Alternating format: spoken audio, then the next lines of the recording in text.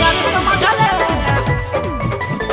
आज की बारात में जज के हो बोली होई मारा मारी चाहे चल जाए गोली हो जाए पूरा बवाल रे नाचले गोरखी कमाल रे नाचले गोरखी कमाल रे हिया पटेल जी के माल रे नाचले गोरखी कमाल रे हिया पटेल के माल रे हिया पटेल जी के माल रे नाचले गोरखी कमाल रे हिया पटेल जी के माल रे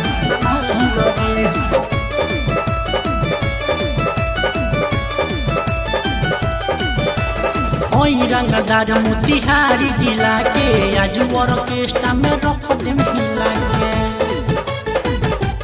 बुझले होई रंगदार मोतिहारी जिला के आज ऑर्केस्ट्रा में रख दे मिला के केहू न छुई गोरे गाल रे अरे गाल रे नचे सोमर की कमाल रे नचे सोमर की कमाल रे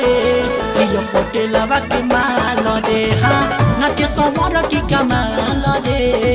हिया पासवान जी के माल रे नाचले गोर की कमाल रे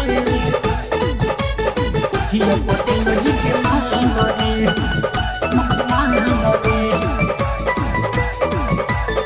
नाचले गोर की कमाल रे हिया पटेल जी के माल रे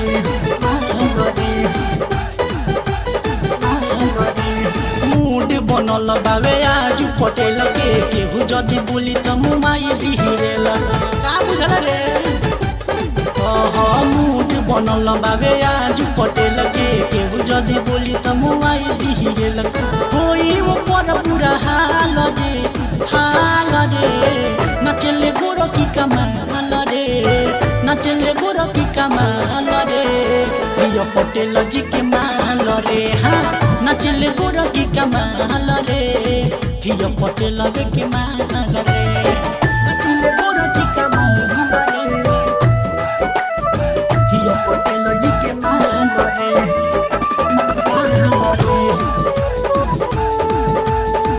नचले गोर की कमाल रे हिया पटेल जी के माल रे पवन पटेलवा के बाजी खूबे गाना दीपक सम्राट भर जाई समियाना सुनल पवन पटेलवा के बाजी खूबे गाना आदर्श पटेल भर जाई समियाना लालू अभी की करी चाल रे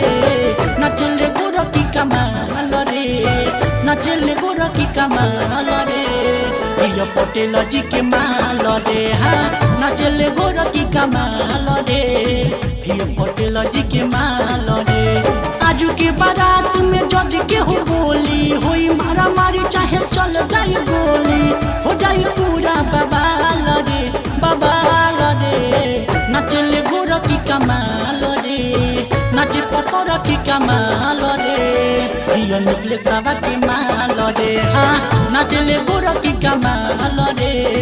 हिया पटेल जी के माल रे।